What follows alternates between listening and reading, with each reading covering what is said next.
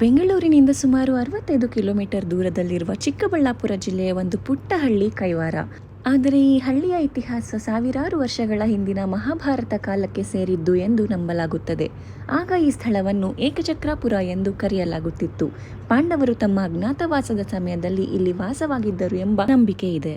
ಕೈವಾರವನ್ನು ಪ್ರಸಿದ್ಧಗೊಳಿಸಿದ ಮಹಾನ್ ಯೋಗಿ ಕೈವಾರ ತಾತಯ್ಯ. ಅವರ ನಿಜವಾದ ಹೆಸರು ಯೋಗಿ ನಾರಾಯಣಪ್ಪ.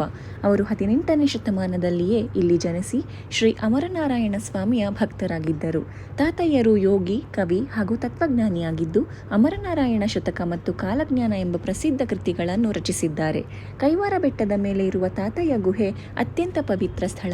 ಇಲ್ಲಿ ತಾತಯ್ಯರು ದೀರ್ಘಕಾಲ ತಪಸ್ಸು ಮತ್ತು ಧ್ಯಾನ ಮಾಡಿದ್ದಾರೆಂದು ಭಕ್ತರು ನಂಬುತ್ತಾರೆ. ಈ ಗುಹೆಯ ಬಳಿ ಇರುವ ಯೋಗ ನರಸಿಂಹಸ್ವಾಮಿ ದೇವಸ್ಥಾನ ಮತ್ತು ಬೆಟ್ಟದ ಪ್ರಕೃತಿ ಸೌಂದರ್ಯ ಈ ಸ್ಥಳಕ್ಕೆ ಒಂದು ಅದ್ಭುತ ಆಧ್ಯಾತ್ಮಿಕ ವಾತಾವರಣ ನೀಡುತ್ತದೆ. ಇಂದಿಗೂ ಸಾವಿರಾರು ಭಕ್ತರು ಕೈವಾರಕ್ಕೆ ಭೇಟಿ ನೀಡಿ ತಾತಯ್ಯರ ಆಶೀರ್ವಾದ ಪಡೆಯಲು ಬರುತ್ತಾರೆ.